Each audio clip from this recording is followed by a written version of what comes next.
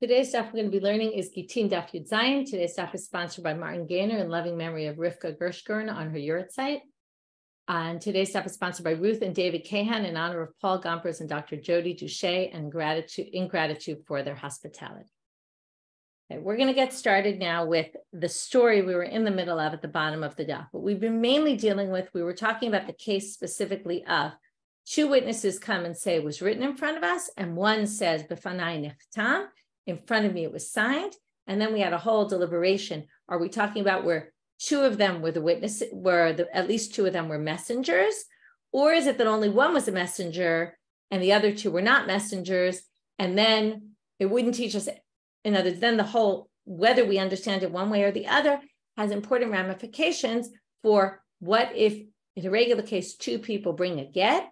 If they're both messengers, do they need to say v'fanai nechtam or not? Okay, so if we say the case was where they were all messengers, or two at least were messengers, and it's still disqualified according to the rabbis, then we're going to end up saying it's clear they have to say something, because if they didn't need to say something, this actually wouldn't be disqualified. And if you say the reverse, that only one was the messenger, then you can infer, though, if two were messengers, then you really wouldn't have an issue at all. So now we had the story of Rabbi Hana who gets sick. Rav Yehuda and Raba come to see how he's doing. While they're there, they ask him a halachic question, exactly our question. Two people to bring a get, what do they need to do? And the answer given is they do not need to say b'fanai nechtam. In the meanwhile, and that's what we're going to say, right? And he says to them, basically, it's logical, okay? It's a logical inference. If the two who brought the get basically testified in front of us in a court that she was divorced, of course, we believe them, they're two witnesses, so therefore they don't need to make any sort of declaration, because obviously they're believed just by bringing the get. You don't even need to ask them. They obviously think this is a good get, and since they could anyway claim anything they wanted in court together, so obviously they don't need to do anything. To which the Gemara says, continues on the story, seemingly really not connected, but since it happened and in this incident when they came to visit him, Adahachi atahu chabar, a chabar comes. What's a chabar? So Rashi says a Persian, but it seems to be a Zoroastrian priest. Okay, the Persians, and you can read Shuli Mishkan's article this week in Flashback, gives a good background on this whole interesting kind of kooky story about what the background is to the story, what the historical, right? There's also different histories told by different commentaries here. Rashi has one opinion about when they came into power. Tosfot, Rabbi Ami has a different opinion. You can read it all in Flashback this week. But basically, at a certain point, which we're going to talk about, the Gemara is going to give a certain point around when it is, not exactly time-wise, but they will say there was kind of a time when the Persian reign switched to the Zoroastrians, which is a type of religion that they believed in. We're going to see their religion comes into play right here, which is these Chabarim came, these Zoroastrian priests, Shakla the Shraga Mikamai, when they took his candle out of his room, out of his house. First of all, you might remember B'Sefet Shabbat, when we talked about sick people and things you could do for a sick person, I seem to remember there was this issue of letting somebody light a candle for right, like let's say Amira La'akum is allowed in certain cases. You could tell a non-Jew to light a candle. It was like something obviously a sick person needed, and they took the candle out of his room. So he was very upset about this. Amar Rahmana, he says, God, Obetulech Obetula Debar Esav. I'd rather be under your jurisdiction or under the jurisdiction of the sons of Esav, who were the Romans. It's a very surprising statement, rather than under these Persian Zoroastrians. They are the absolute worst. Okay, the issue becomes, historically, it was actually pretty bad for them under the Romans. It was pretty good for them in Babylonia under the Persian rule. And there's all sorts of Gemaras that talk about it. And that's where the difficulty comes in. Like, what are we talking about exactly? And why was it so bad? Before we move on to the continuation, where the Gemara is going to say, what on earth are you talking about? The Romans for sure are worse. But we're going to get to, and instead of proving it from historical evidence, they're going to prove it from a drasha on a pasuk. We'll get to, because that's always the way the rabbis, even though they might have historical proof, their proofs are better from the text. But what's this taking out the candle? Why did they take his candle? Were they just trying to torture him? So Rashi explains, Sheyesh l'Parsim Yom Eid. They have a holiday. The Persian Zoroastrians had a holiday. She'ein madlikim or b'oto yom ele bebeit avodah zarah shalhem. Any candles lit had to be brought to their avodah zarah house, like a special holiday where everything was brought to the avodah zarah, their house of idols, and nothing was allowed to be in the houses, and that's why they took it away. Yeah. Where do we see this somewhere else? And where does Rashi quote this Gemara very interestingly? On Daf Kaf Aleph Amud Bet in Masechet Shabbat, which you might remember, are the Dapim about Hanukkah, the very famous Dapim. So there, a very famous Gemara, which I'm sure most of you will probably remember because you probably didn't only learn it in the Daf, but it's something that we always learn in Hanukkah, which is that you're supposed to light your candle. Where are you supposed to light it? Petach Beito. You're supposed to light it outside. But then it says, so if you live upstairs and you can't do it, so you put it right, you're on the second floor, you put it in your window near the outside. But bishat sakana, if it's a time of danger, menichal shulchano v'dayo, you leave it on your table and that's it. What is shat sakana? We usually imagine, right, because this is what we understand, anti-Semitism. People don't want to, don't like Jews, so we don't want to put this outside. But we don't want people to know we're Jewish. We're hiding our Judaism. But that's because we live in an age where that, people in Russia, let's say, things like that, we know, we're familiar with that. But Rashi says, what's the sakana here? And he quotes our Gemara. And he says, Shayalem leparsim chok b'yom edam shelo yav'ilu ner ela bebeit avodah zarah shalahem kedam rinam b'Gittin daf yud zayin. He says, just like it says in Gittin, the Zoroastrians have this holiday. So if you want to leave your candle inside so that they don't take it away for their holiday, by the way, it's interesting that their holiday seemed to have coincided with Hanukkah, just like Christmas and Hanukkah overlap. They also had a holiday that overlapped then, and they were worried they would take away their thing. And then, yes, I see you're writing in the chat about the fire and the symbol of fire. You can read about it also, how the fire was a big symbol for the Zoroastrians. You can read about it more also in Shulda Mishkan's article. Okay, so you now have reading. You can print out for Shabbat, the flashback for this week, and read it. Okay, now we're moving on. So that's the beginning of this. That's the story. Now we get to the question on the story. Is it true the Romans are better than the Persians? Doesn't Rabbi Chia say in a Braita? What does it say in this pasuk in Iyov? Elohim hivin darkav v'hu yadat mikoma. God understood their ways and He knew their place. What does that mean? Yodea Kadosh Baruch Hu knows. What's the drasha in this pasuk? Yodea Kadosh Baruch Hu b'Yisrael she'en yicholim lekabel gzerat romim. God knew their ways, meaning God knew how bad the Romans were, and because He knew how bad the Romans were, Amad v'higlau tam leBavel. He decided to move the Jews to Babylonia because there the Persians were ruling, and it would be much easier for them to live than to live in Israel. Okay. If you want to read more, this is a whole interesting thing. Rabbi Yafi Clymer in Machshava Shniya this week did, on second thought, did a whole piece on historiosophia, which is right when you give philosophical explanations for historical events, and uses this as her basis to discuss this issue. Right, a very strange thing. Normally we say, why do we go to Galut in Babylonia? Because we sinned, we were punished, right? All of a sudden, this is saying God wanted to make our lives easier, and therefore He exiled us to Babylonia. It's a whole interesting thing in and of itself. So you can listen to Rabbi Yafi Clymer's Shiur on this. So now we're still left with the question. I don't understand. How could he possibly say, I'd rather be with the Romans when it's so clear that the Romans are way worse than the Persians? To which they answer, as I kind of told you before, Lo kashya hamakame dinetu chabare levavel, halabatardatu chabare levavel. It's only once the Zoroastrians came to Babylonia, and the Persians the main Persian rule was not the Persians that were before, but the Persians of the Zoroastrian Persians, then it became much worse for them. And again, you can read about it. There's all sorts of historical evidence when this happened, when that took place, and then you can understand. The drasha and the pasuk was before that time, when the Persians were actually good to the Jews. We, by the way, saw all sorts of sugyot. There's Shavar Malka, who comes up a lot. He was a Persian king who was very good to the Jews. But then the Zoroastrians are actually much worse, and therefore there must be talking about that later time.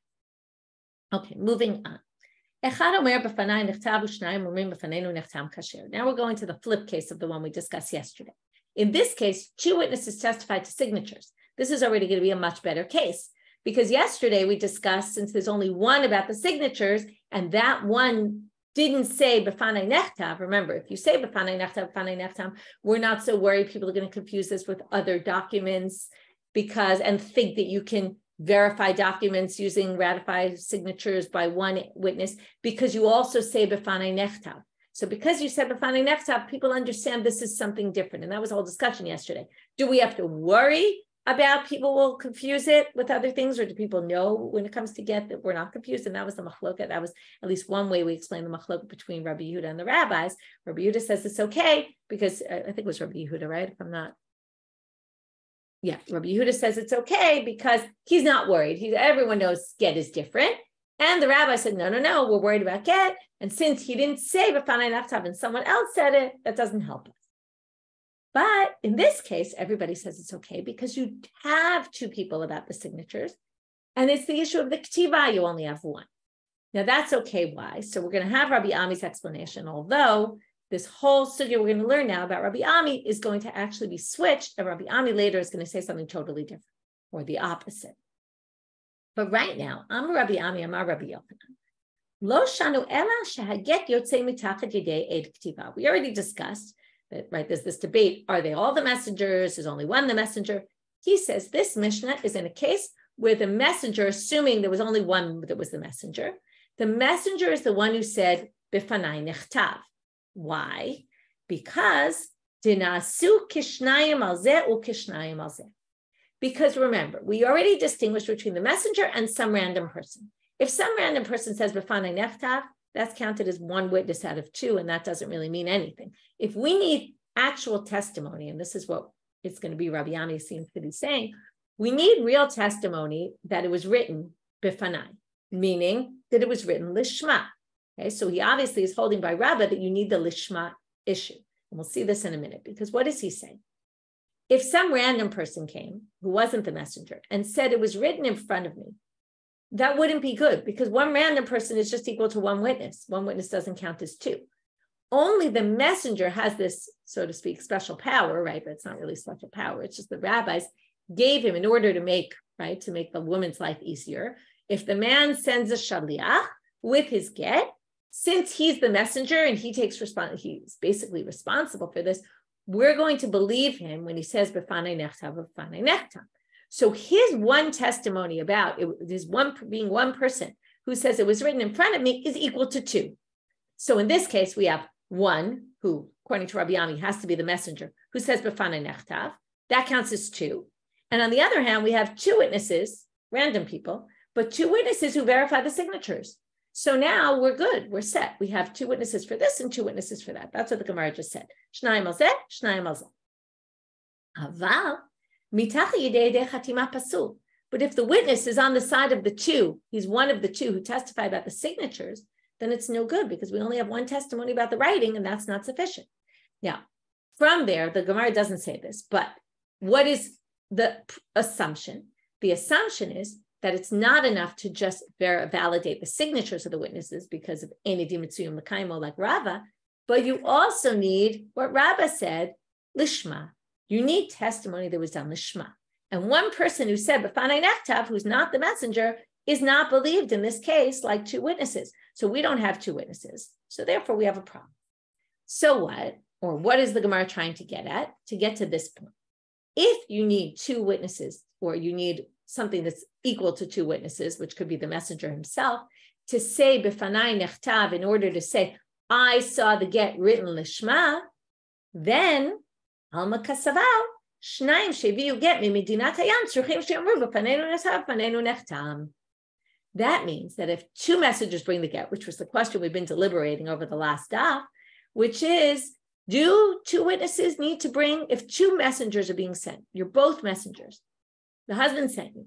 So now, if it's the whole issue is just edim mitzuyim l'kaimo, that we need to make sure we have witnesses to validate this document, if the husband comes and claims it's not a valid document, then they don't need to make any sort of declaration, because now that they brought it from afar, they're here, we can always ask them.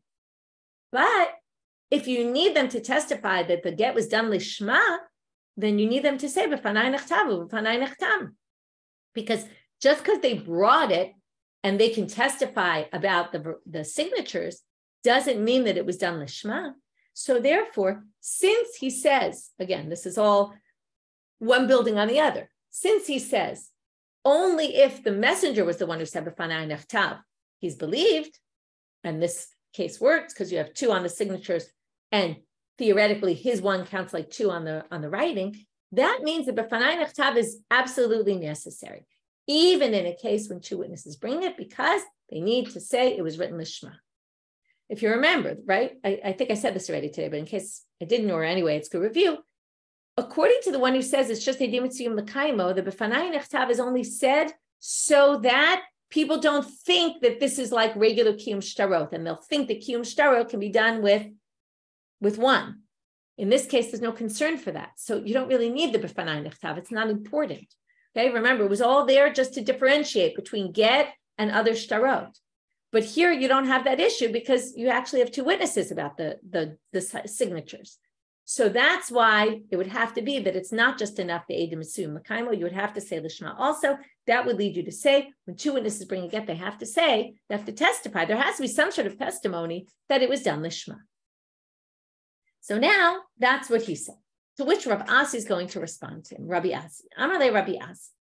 Elamei ata, from here, are you going to say the following then?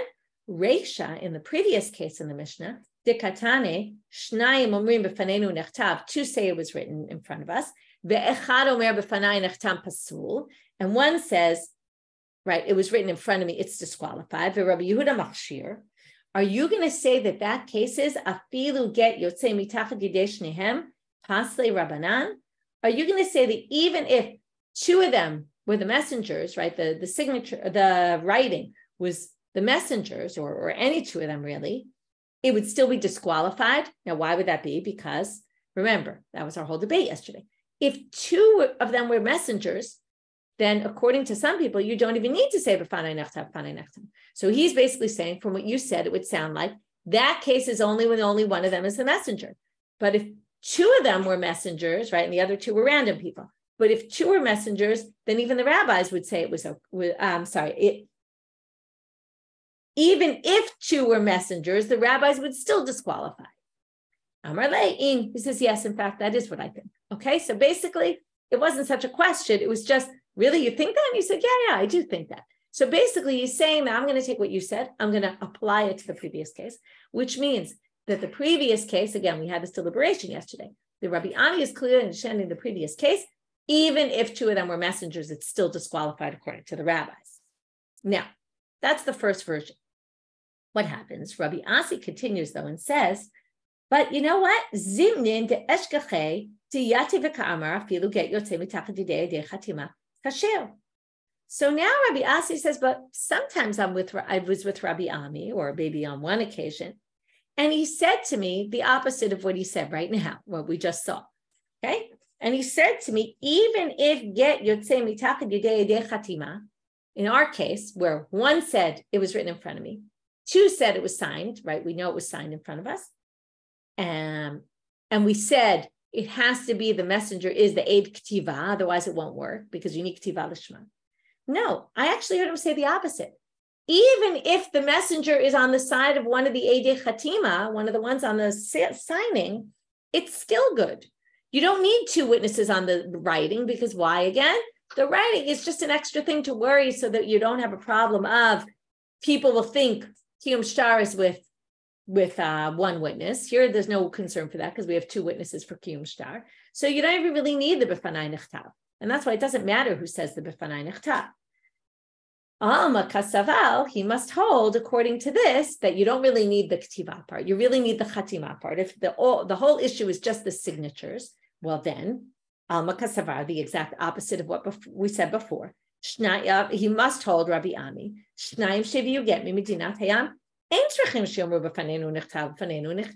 If two witnesses bring the get, they are both the messengers. They don't need to say anything because you now have two witnesses available to testify about this document.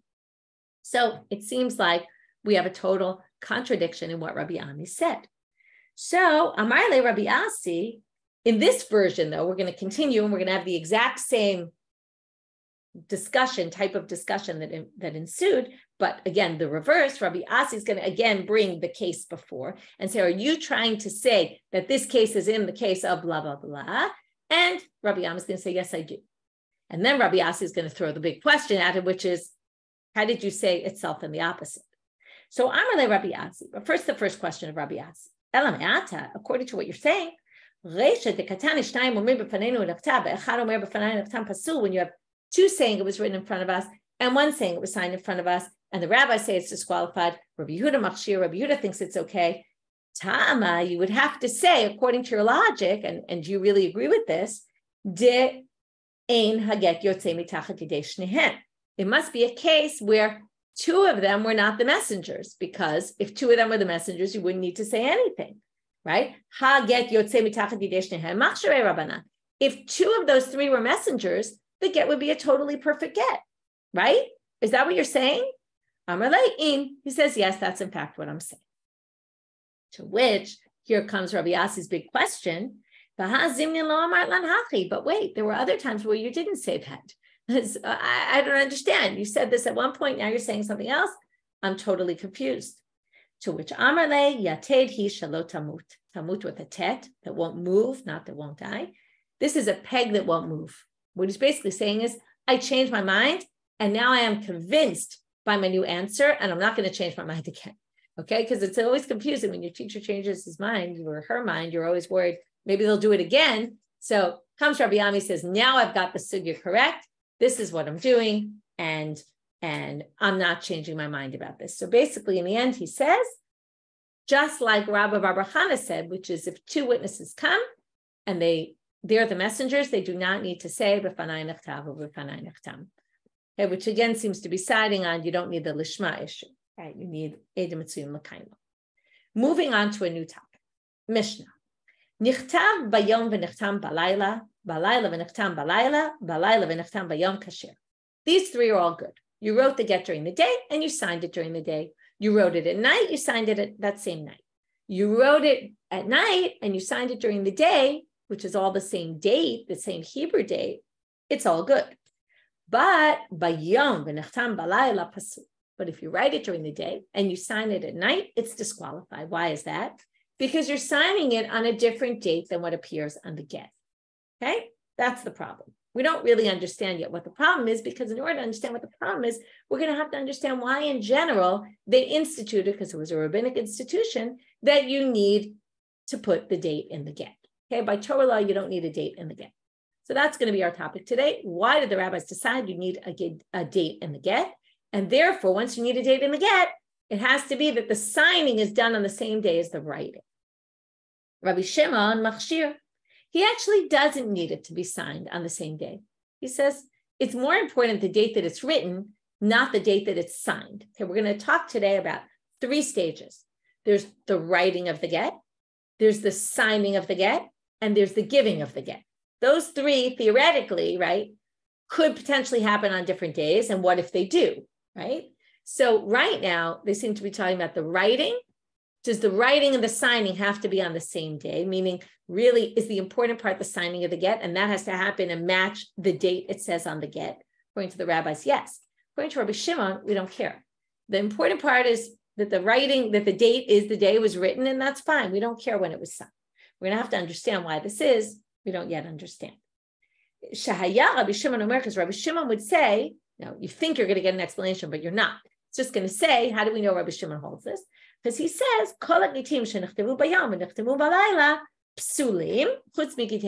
adding one extra thing here, which is any other document done in this way is actually disqualified. If I write a bill of sale, I'm selling you my house, and we write it with the date of today, and we sign the document at night, it will be disqualified. But for a get, this actually works. So again, this is going to take us back to, well, why? How does this work? We don't really understand. Itmar. The Gemara starts off with a machloket amoraim, Rabbi Yochanan and Reish Lakish, mipnei matik nuzman begittin. So we have to go back, and we're ahead in time because we're going to the Tkufat Amoraim, right? First to second generation Amoraim in Israel. But we're going back to the root of the issue, which is, why do they say you have to put a date in the get? Now, the first one's going to be very surprising to you, I think. Rabbi Yochanan Amar Mishum Bat Achotel. And this is a theme that's going to come up in a bunch of Sugyot and Gittin. Because of your sister's daughter. Does your sister's daughter have anything to do with anything? Well, what they mean here is, what if somebody marries their sister's daughter? It happens to be a relative that you're allowed to marry. It's not a rayot. So a man can marry his sister's daughter, his niece, through his sister.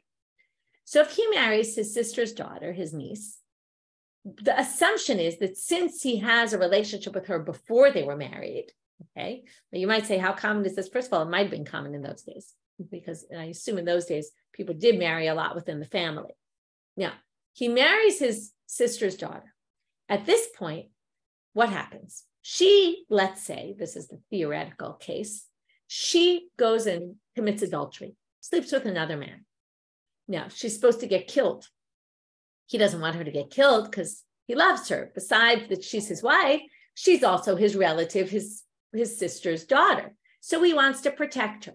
This theoretically could be in any case where a husband wants to protect his wife. It doesn't have to be that she's also blood related to him, but they talk about the blood relation because they want to say he has all the more reason to have sympathy for her. So he decides, what can I do to protect this woman? I'll give her a get. I'll claim the get was earlier because there's no date in the get. I'll claim that I gave her the get earlier and that she wasn't actually a married woman at the time she committed adultery. And that way I'll be able to protect her. That's why there's man and get. Very interesting creative interpretation. Reish Lakish Amar Mishum Pero. Reish Lakish says that has nothing to do with this. It's not an Isser v'Heter issue. It's not a capital punishment issue. This is just a pure, simple financial issue. What's the financial issue? You might remember, and if you don't remember, Nichse Malog is on your bookmarks, if you have bookmarks. I always say one of the reasons why I thought about these bookmarks was because I always used to confuse Nichse Tzom Barzel and Nichse Malog. And I always wanted to have it very easily accessible that I could just look and say, oh, this is what they are. They're always confusing. Nichse Malog are things that, let's say, the easiest way to remember them, it's usufruct property. It means things that you inherited that you bring into the marriage. And they're yours. And they remain yours. I always think, your grandmother's candelabra. You bring that into the marriage, you take them out exactly as they are. Whether if they went up in value, down in value, it doesn't matter. You get them back, okay, for whatever value they are at the present time when you end the marriage. Excuse me. Okay, so now, but the issue is this. While you're married, they're yours really. But while you're married, your husband has rights to benefit from them. So that means, forget if they were candelabra, but if it was a field, he gets all the produce of that field and he sells it and makes money off of it. And that's his to use. Now, what's the problem? At what point do you lose the right? Does the husband lose the rights to the payroll? At the point of divorce. Which point of divorce we're going to see is a whole deliberation because we already discussed there's 3 stages. The writing of the get, the signing of the get, or the giving of the get. We'll get back to that. But let's just say in general divorce. So Reish Lakish says, if we don't put a date in the get, he could have sold property, produce of hers, made money off of it, and she'll have no way of proving that she was already divorced at the time and that they're hers. So if we want to enable this woman to be able to get her money that's rightfully hers, we have to put a date in the get for financial reasons. So because the get has financial implications. Get is not a financial document, but it has financial implications. And therefore, we need the get, the date in the get. Now we're going to do the classic. Why didn't he hold like him and why didn't he hold like him? So this is a very easy one. Reish Lakish, my time alone, Rabbi Yochanan. Amar lach, he could say, meaning he didn't say this, but we're guessing what he said, turning now to Amud Bet, znut lo shchicha. It's so uncommon that a woman's going to commit adultery. And besides that the husband's going to want to protect her from the death penalty. It's how common is it that someone marries their niece? How common is it that she commits adultery? And how common is it that he's going to want to protect her? So for that reason, you don't make a gzera of takana of putting the date in the get. Rabbi Yochanan, my time alone, Reish Lakish. Why didn't he hold like Reish Lakish? Pasaval, because he holds yesh labal perod ad shat netina. The date of the get is irrelevant for the issue of payroll, according to Rabbi Yochanan, because he holds, and I said we get to this debate. He holds he has payroll until he hands the get to the woman. Now the signing of the get and the writing of the get, right? It all could be 2 weeks earlier. She doesn't have rights to payroll. That date doesn't help you when it comes to determining who's payroll or whose. So therefore, it's an irrelevant point. Bishlam ala Reish Lakish. So now we're going to go back and which one makes more sense. So Reish Lakish actually makes a lot of sense because now what we have to explain is, we didn't explain when we were in the Mishna, why does Rabbi Shimon disagree with the rabbis? What's the root of their debate? Okay. So Bishlam ala Reish Lakish mishum hachi kamach Rabbi Shimon. That's why Rabbi Shimon says a get that's written during the day and signed at night is okay. Why? because all he cares about is the date it was written. Why is that? How does that explain Rabbi Shimon? If the issue is perot, look at Rashi. Mishum hachi machshir Rabbi Shimon, beget mukdam. A get mukdam is what we're talking about. Get mukdam is a get that was written before it was signed. So the date is actually preceding the signing of it. Kedamar lekaman, kasava Rabbi Shimon, he actually is going to say later on this explicitly, but Rashi is bringing it here. Kevan shenatan einav legal sha shuv ein lo perot. At what point does he lose perot? There's a very interesting theory. You don't lose perot at the divorce. You lose perot. Husband can't have access to the produce of her stuff the moment he decides to divorce her. So the day he writes the get is what matters. We don't care when he signs it. We don't care when he gives it. Already when he writes the get, he's done a formal act showing I want to divorce my wife. At that moment, he loses his rights to the produce. That's why Rabbi Shimon doesn't care that it was signed later, because the date of the writing is what's important. Ella Rabbi Yochanan, my time at Rabbi Shimon demachshir. But if it's Shema Yachpel Batachoto, we're worried about this woman who's doing snood and he's going to do this. Why does Rabbi Shimon say that if it has the wrong date, it's okay? Should be a problem. So Amar Lacha Rabbi Yochanan could answer very simply like this: Aliva de Rabbi Shimon lo ka'amina, ki ka'amina aliva de Rabbanan. Rabbi Shimon holds its payroad. I don't agree with him. He holds its payroad and he holds it from the time of the writing, and that's why he says this get is good. Me, I'm an Amara. I can choose one Tanaitic opinion. I choose the rabbis. The rabbis hold this mishum shemayach peh, to which al batachoto, right? We're worried he's going to try to protect his niece. So bishlama the Rabbi Yochanan. So now we're actually going to say Rabbi Yochanan makes more sense because hainu di'ika ben Rabbi Shimon the Rabbanan. Then we have a very clear argument between Rabbi Shimon and the rabbis. Basically, what we're going to say is, according to Rabbi Yochanan, the argument between Rabbi Shimon and the rabbis is the exact argument between him and Reish Lakish. We do this all the time.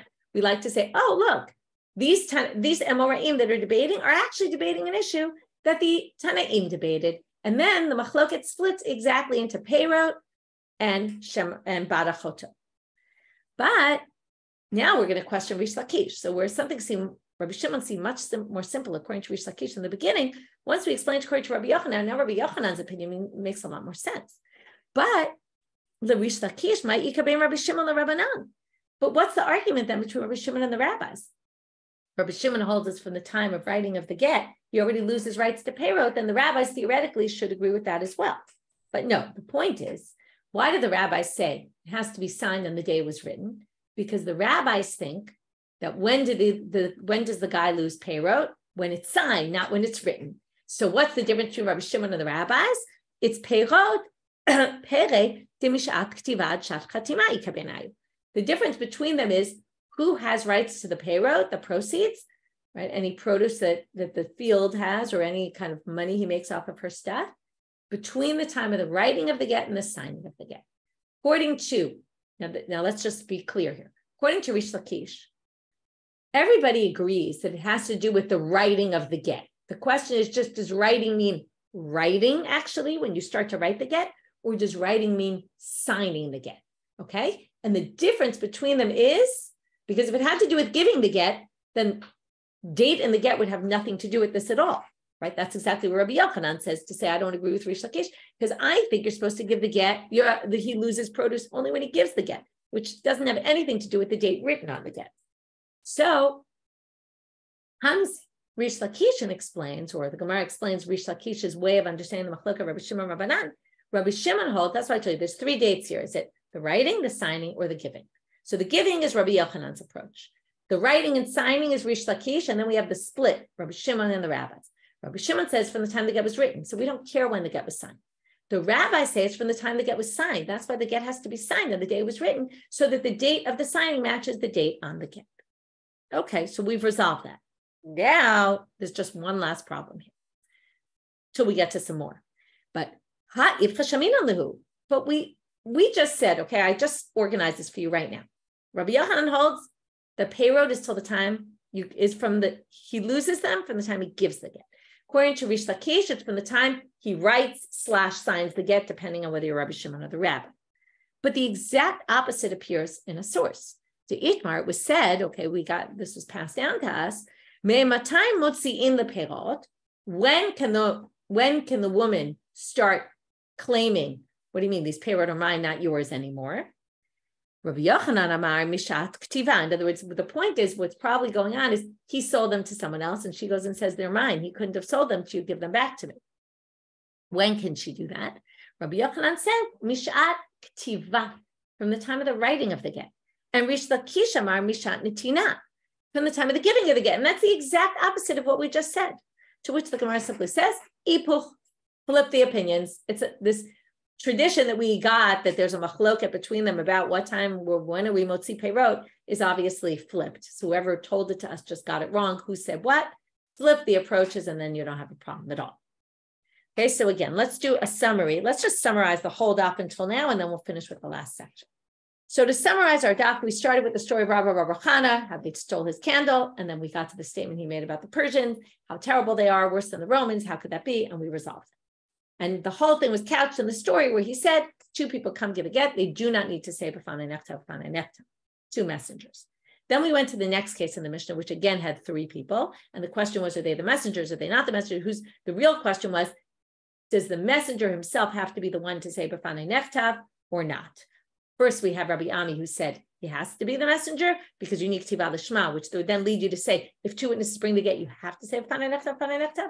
Then we went to the other opinion of Rabbi Ami, the second time he said it, where he actually said the reverse. Doesn't matter which one is the messenger because all we care about is that there's two witnesses signing, and that's what's important, which then shows that if regular two messengers come, in general, and those messengers are here, they don't even need to make any sort of declaration of b'fanei nefta.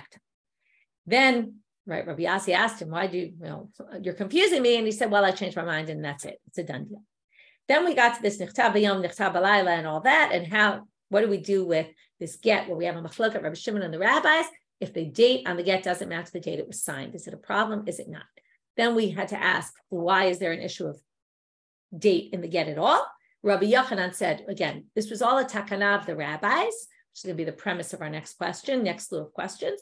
It's all a premise of the an institution of the rabbis, a takana, because of either to protect people from abusing the system and trying to protect women who commit adultery, to protect them from death by basically forging, a get, or is it to make sure that the woman has rights to her produce that is rightfully hers, and she has a way to prove it. So we need a date in the get so she could prove it.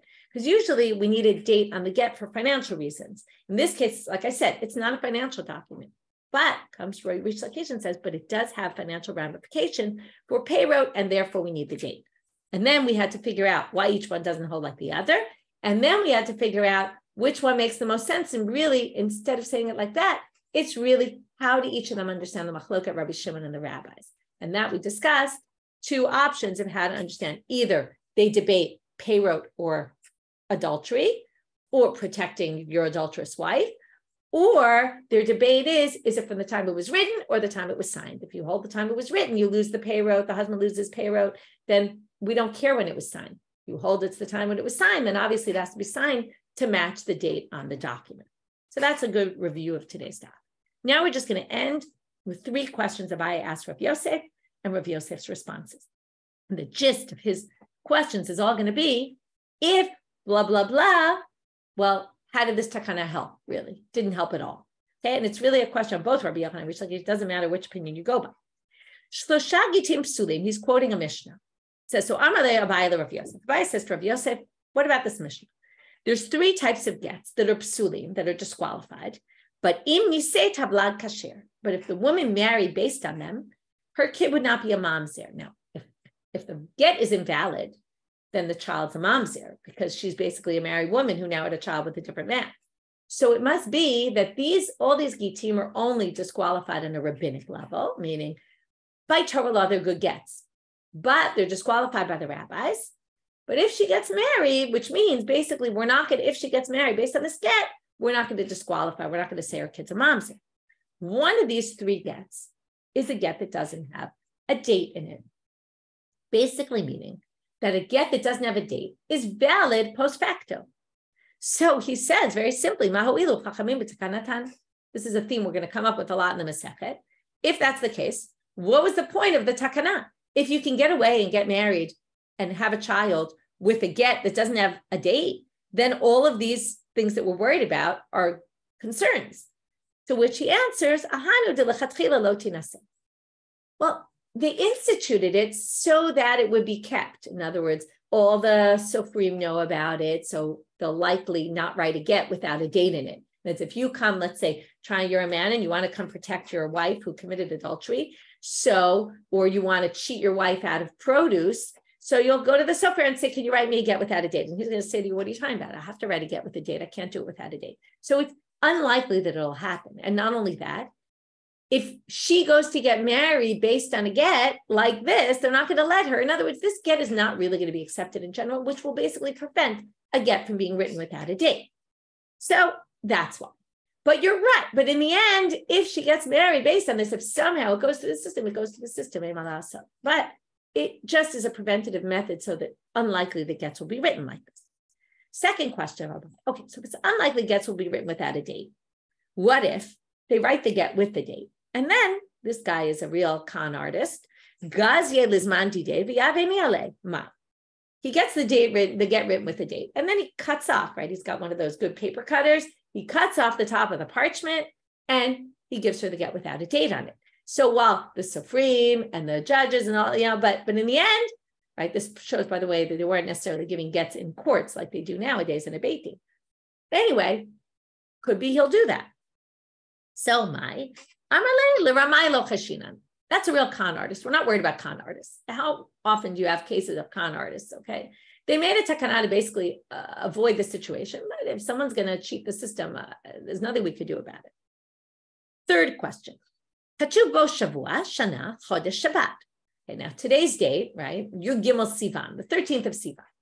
So normally, if we were writing get in a date, we'd assume we mean writing the 13th of Sivan. I'm going to go from the last case to the first case.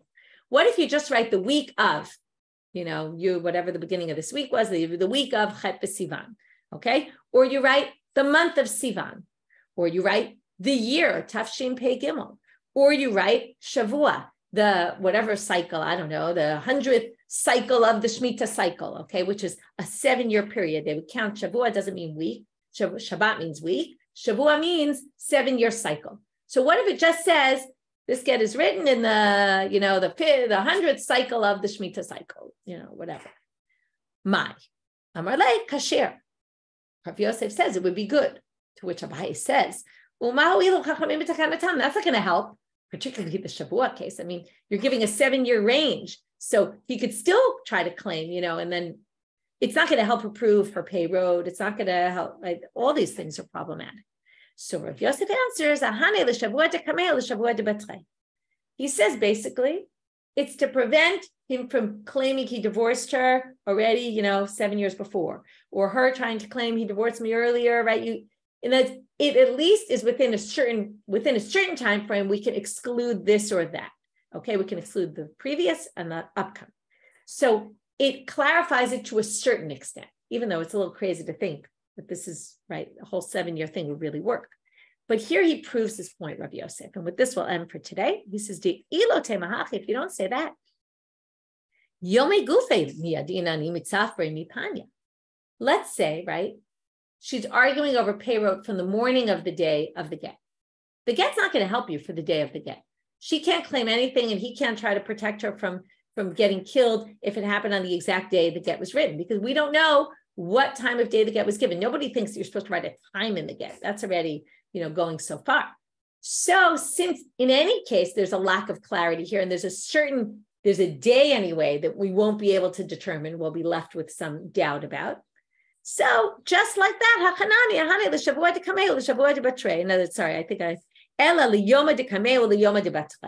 so when it comes to the day, what does it help us if you wrote a day if you didn't write an exact time? Well, it helps us if they're arguing over the previous day or the upcoming day. So likewise, you could say the same thing.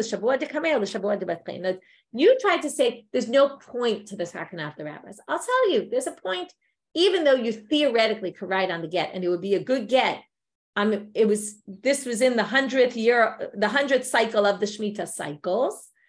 That would be a valid get because it at least has something. What did the rabbis gain from this? Well, they gained that, and we know now it wasn't the 99th and it wasn't the 101st. And we could at least, it would help us with that.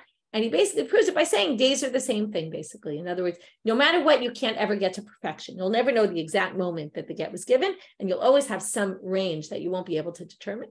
But it doesn't mean that there's no purpose to the takana. So there were these three questions of Abaye. The question Rav Yosef, what's the purpose of the takana according to this? And basically Rav Yosef answers each one of them. Okay, that there is still a purpose, even though what you're claiming, there's something to be said for it. That's it for today. Wishing everybody Shabbat Shalom.